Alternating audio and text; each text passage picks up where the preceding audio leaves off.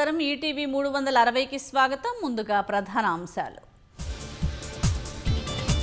దేశంలో పెరిగిన ఇంధన ధరలు, పెట్రోల్, డీజిల్ పై లీటరుకు ₹3 పెంపు.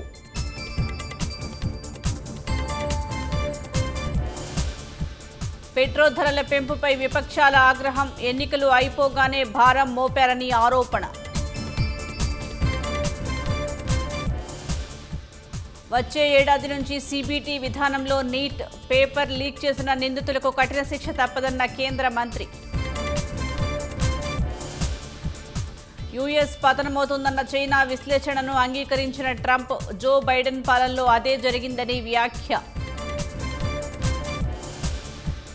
కేసీఆర్ అధికారంలో ఉంటే 2 ఏళ్ల క్రితమే టీమ్స్ పూర్తి, భేషజాలకు పోకుండా మిగతా వాటిని పూర్తి చేయాలన్న కేటీఆర్.